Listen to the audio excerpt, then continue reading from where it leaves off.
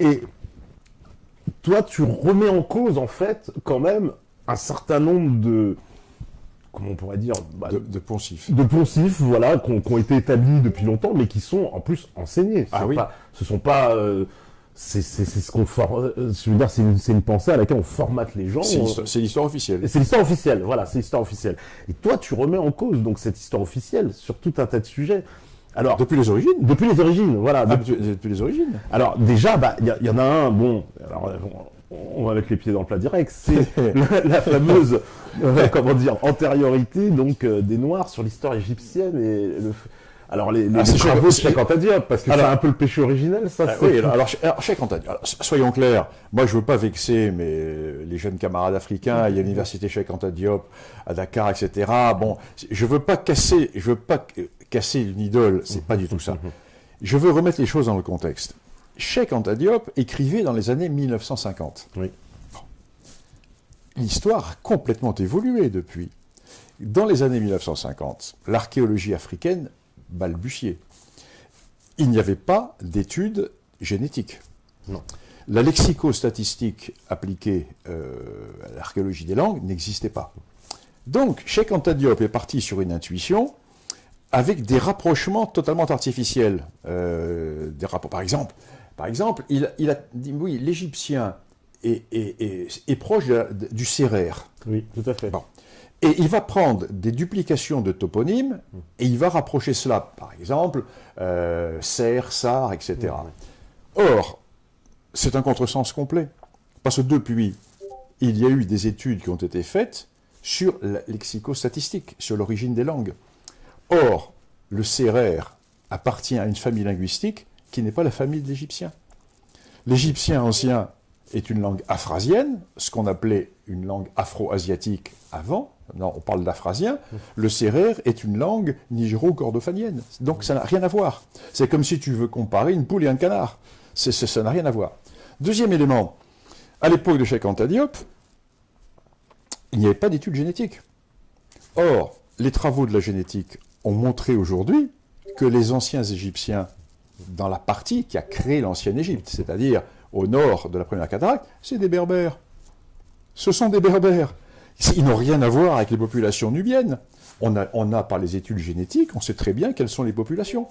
Donc, si tu veux, le problème de Cheikh Anta Diop, c'est pas un problème. C'est qu'il écrivait à une époque où il est bien évident que les éléments scientifiques qui sont à notre disposition maintenant, qui permettent de dire que, bon, Cheikh Anta Diop s'est trompé. C'est exactement comme si on écrivait aujourd'hui l'histoire de France en se basant sur ce que l'on disait au XVIIIe siècle, en disant que la France était créée par des fugitifs troyens. Après la victoire des Grecs, les Troyens fugitifs se sont réfugiés et ont donné naissance à la lignée qui va donner naissance à la France. C'est ce qu'on croyait au XVIIIe siècle. Bon, c'est à peu près la même chose. C'est exactement la même chose. On sait maintenant par l'histoire, etc., que c'est pas le cas. Alors, donc, Cheikh Anta Diop, si tu veux, représente, pour moi, une butte témoin de la pensée philosophico-historique africaine des années 50, mais qui est complètement obsolète. Dernier élément de Cheikh Anta Diop, on dit les Égyptiens étaient noirs. Alors, je t'ai expliqué par la génétique que ce n'est pas le cas. Et si tu veux, on a quand même l'étude des momies. On a des milliers de momies. Nous avons les représentations. Les Égyptiens se représentaient. Et moi, dans mon livre, je publie. Quand les Égyptiens représentaient les Berbères, ils les représentaient avec des traits particuliers. Quand les Phéniciens, avec des traits sémitiques. Quand ils représentaient les Noirs, ils représentaient les Noirs. Et eux, ils se représentaient d'une manière différente. Donc, si tu veux, on a des tas d'éléments qui font que... Alors, dernier élément de Cheikh Anta Diop. Cheikh Anta Diop, et c'est là, si tu veux, où tout est mélangé. Cheikh Anta Diop dit, oui, mais de toute façon, il y a eu des pharaons noirs. Bien sûr, mais attendez, remettons les choses dans l'ordre. Grosso modo, allez, à la louche, l'Égypte démarre, grosso modo, 3500 ans avant Jésus-Christ, on est d'accord. Pendant quasiment 3000 ans, nous avons les pharaons qui se succèdent, les dynasties, etc., peu importe. Et en 702-704 avant Jésus-Christ, pendant un siècle, effectivement, il y a une invasion nubienne qui se fait avec ce que vont appeler les pharaons noirs qui vont ensuite être... Donc c'est comme si on te disait dans 2000 ans, mais les Ulcapés étaient noirs ou étaient musulmans. Parce que, regardez, dans les années 2000 et quelques, dans la banlieue parisienne, il y a des noirs et il y a des musulmans. Donc la France d'Ulcapé a été créée par des noirs ou par des musulmans.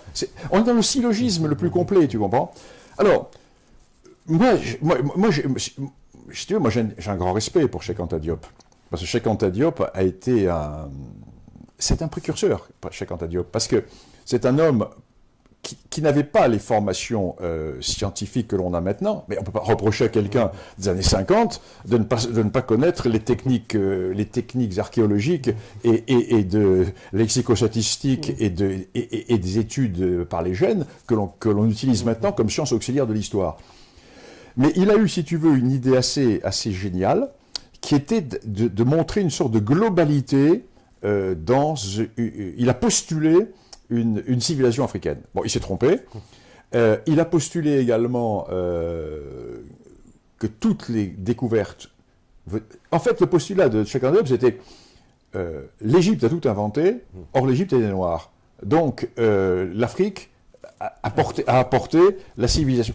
Bon, non, c'est terminé, on n'en parle plus. Alors Martin Bernal a essayé ensuite avec Black Athena de reprendre ça, mais il a été complètement liquidé par les livres de Lefkowitz, etc. Livres non traduits en français d'ailleurs. Les anglo-saxons ont fait litière. Enfin, bon, on le savait depuis toujours. Voilà pour Cheikh Anta Diop.